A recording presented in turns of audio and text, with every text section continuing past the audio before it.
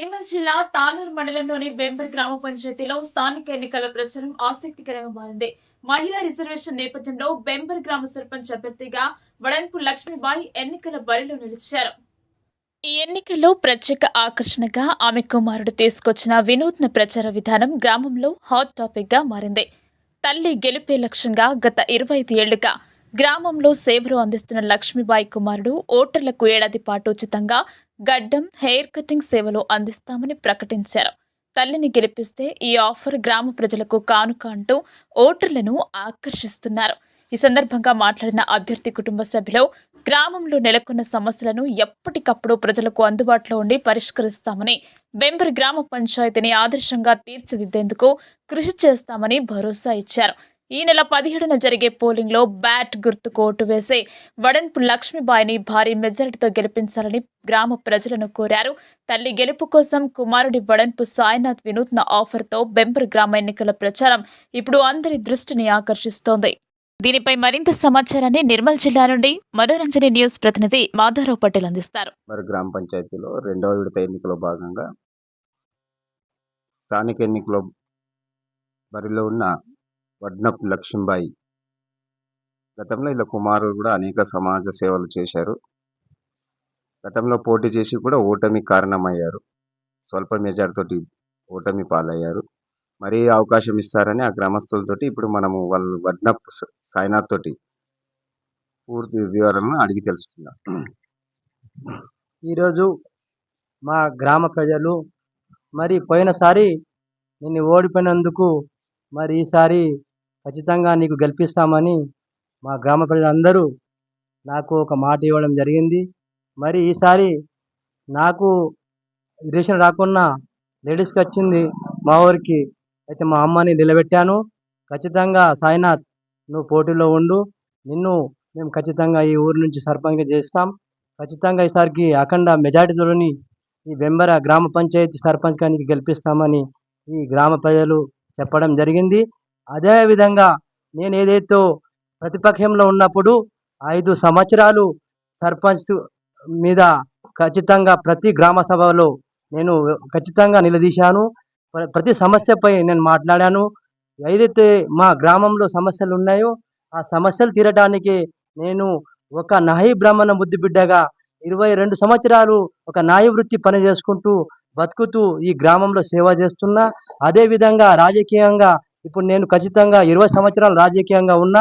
రాజకీయంలో కూడా అన్ని ఫస్ట్ టీడీపీ నుంచి బీజేపీ నుంచి ఇలా అధికార పార్టీ లేకున్నా టీఆర్ఎస్కు మద్దతుగా మొన్న ఇవ్వడం జరిగింది. కానీ ఏమైనా గ్రామ అభివృద్ధి కోసం పనిచేయడానికి సిద్ధంగా ఉన్నా. నా గ్రామ ప్రజలే నా దేవుళ్ళని నేను సహకరిస్తున్నా. ఆ గ్రామ ప్రజలకు నేను ఎల్లప్పుడూ ఎన్ని విధాలుగా సహాయపడేందుకు సిద్ధంగా ఉన్నా. కాబట్టి ఈ గ్రామ ప్రజలు నాకు ఎప్పుడు ఆశీర్వదిస్తారు. ఈ గ్రామ ప్రజలకు నేను ఏ విధంగా కూడా సాయం చేస్తా. ఈ గ్రామ ప్రజలు నాకు మర్చిపోరని, ఈ గ్రామ అభివృద్ధికే నా ధ్యేయమని, నా ఈ జీవితం కూడా ఈ గ్రామంకే నా జీవితం అంకితం అని ఈరోజు ప్రజలలో నేను నా బ్యాట్ గుర్తుపై ఓటు వేసి నన్ను సర్పంచ్ అభ్యర్థిగా ఖచ్చితంగా అందరు గెలిపిస్తారని నమ్మకంతో, మా గ్రామంపై నేను నమ్మకంతో ఈరోజు పోటీ చేయడం జరుగుతున్నది. కానీ గ్రామంలో కొన్ని సమస్యలు ఉన్నాయి. ఆ సమస్యలు ఈరోజు నేను ఇక్కడ మీ మీడియా ద్వారా చెప్తున్నా. ఇక్కడ మాటలు చెప్పడం కాదు, చేసి చూపించే బాధ్యత నాది.